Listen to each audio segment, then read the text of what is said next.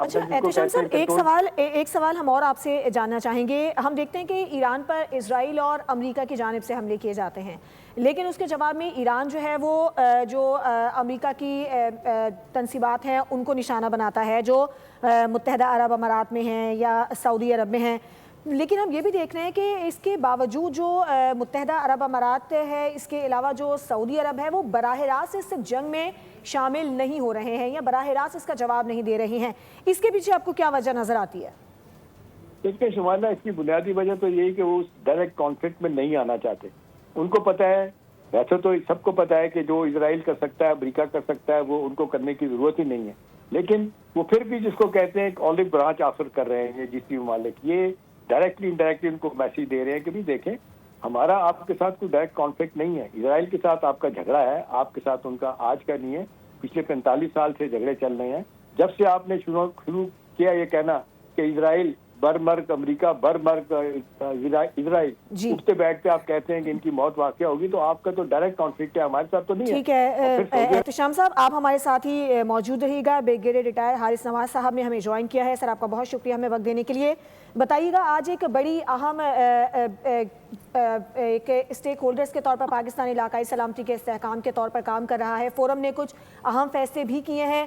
آپ کیا سمجھتے ہیں ابھی جو صورتحال چل رہی ہے، اگر ہم مشرق وسطیٰ کی دیکھتے ہیں، اس کے اثرات کیا پڑ سکتے ہیں پوری دنیا پر؟ دیکھیں، پاکستان کے آج کور کمانڈر کی بڑی امپورٹنٹ کانفرنس ہوئی ہے. چیف آف ڈیفنس فورسز نے کھل کے وہاں پر پاکستان کا نقطہ نظر بتایا ہے، اور خاص طور پہ جو ایران کی طرف سے اٹیک ہوا ہے ان کے الجبیل کے اوپر، جو بزنس پیٹروکیمیکل ہب ہے وہاں، اس کی کھل کے اس کی تشویش کی آزادی اور کرنا بھی چاہیے تھا. اور ساتھ ہی ساتھ سعودی عرب کے ساتھ ادارے یکجہتی بھی کیا ہے. اور پاکستان نے جس طریقے سے ایک سازش کا کردار ادا کرنے ہیں، اس کی بہت تعریفیں کی جا رہی ہیں.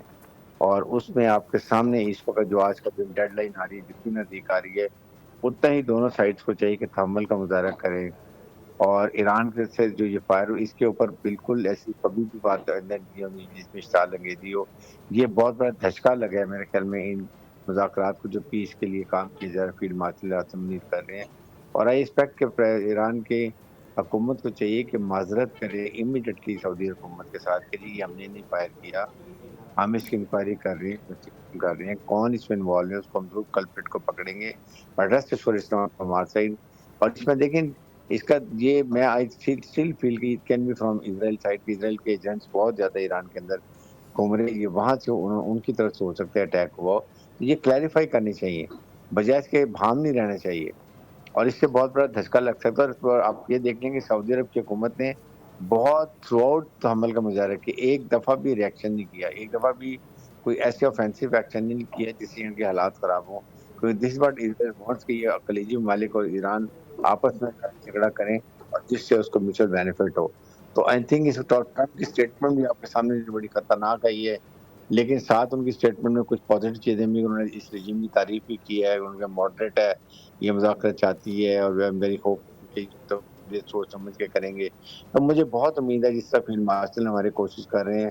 آج کا رات بہت اہمیت ہے. مجھے یقین ہے کہ ایٹ لیسٹ پہلا سٹیپ یہی ہونا چاہیے کہ سیز فائر اور اس کے اسٹریٹ آف ہرموز کو کھول دیں. بعد میں پہ مذاکرات بیٹھ کے باتیں ہوتی رہیں گی. سبسکرائب کریں اور بیل دبائیں تاکہ کوئی خبر رہ نہ جائے.